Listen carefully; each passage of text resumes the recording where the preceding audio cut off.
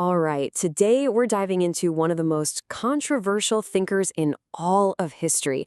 And there's a puzzle, really, right at the heart of his work that I think is going to change everything you thought you knew about him. So let's get right into it. So, when you hear the name Karl Marx, what pops into your head? Probably things like class struggle, right? Revolution, communism. I mean, those are the big ones. But what if I told you that's only half the story? What if there isn't just one Karl Marx, but actually two? See, on one side, you've got the revolutionary Marx. That's the one we all think we know. But on the other side, there's a humanist, an idealist even.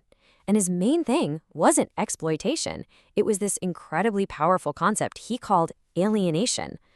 Now, these two versions of Marx, they appealed to totally different people. And for a very, very long time, one of them was just almost completely forgotten. So let's start there. Let's start with the Marx you probably don't know, the idealist, the humanist, the one whose early work was literally lost for decades, only to be rediscovered and completely change the 20th century. Yeah, for almost 100 years, these early writings of Marx, they're called the Paris manuscripts, they just sat there, unpublished, and inside them was his core theory of alienation. So when they finally came to light in 1931 and then really became famous by the 60s, it was a bombshell. They revealed this completely different side to his thinking, a side that was deeply, deeply concerned with what it means to be human in the modern world. And the influence of this one idea, it was absolutely staggering. I mean, its impact just spread everywhere. You can see it in the existential dread in novels by people like Camus and Kafka, all the way to shaping the entire field of 20th century social theory. We're talking about the famous Frankfurt School here. This lost concept, this idea of alienation, it fundamentally reshaped how we understand modern life itself. Okay, so what is this powerful concept? What is alienation really? Well, to get a handle on what Marx was talking about, we actually have to start with his teacher, the philosopher George Hegel. For Hegel, history was, well, it was kind of a cosmic story. He thought that in the very beginning, everything was one big, unified whole. He called it the absolute spirit. Just try to imagine a state where our consciousness, our minds, and the physical world weren't two separate things. Alienation, for Hegel, was the process of that perfect unity shattering. It's our consciousness becoming a subject, totally separate from the object of the material world. Hegel laid this out in three basic stages. First, you have that original unity, that totality. Then, boom, alienation happens. The material world, the object, splits away from our consciousness.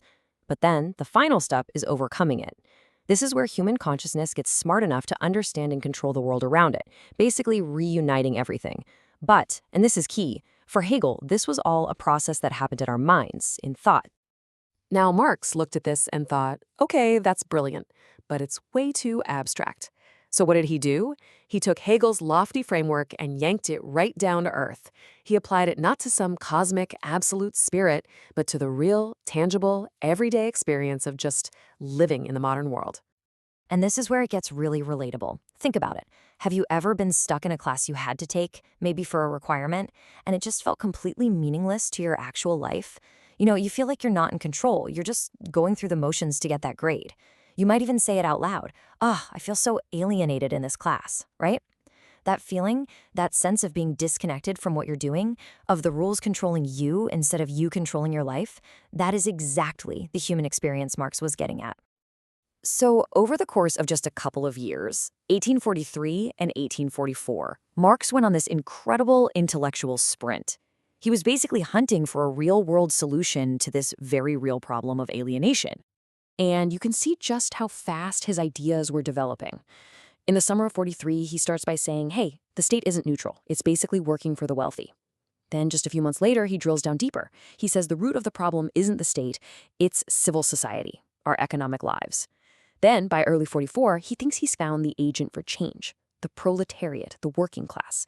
And this whole journey comes to a head in those Paris manuscripts, where he argues that since the worker is the most alienated person in society, their struggle to free themselves is actually a struggle to free everybody. But this is where Marx hits a major wall. And this moment, this turning point, is where we see the first Marx, the humanist, start to transform into the second Marx, the revolutionary. Because here's the crucial question he had to face. Would you go storm the barricades? Would you risk your life because you feel alienated? I mean, he had this powerful philosophical theory, but he realized something really important. People just don't do that. It's a deep idea for sure, but it's not exactly a revolutionary battle cry, is it?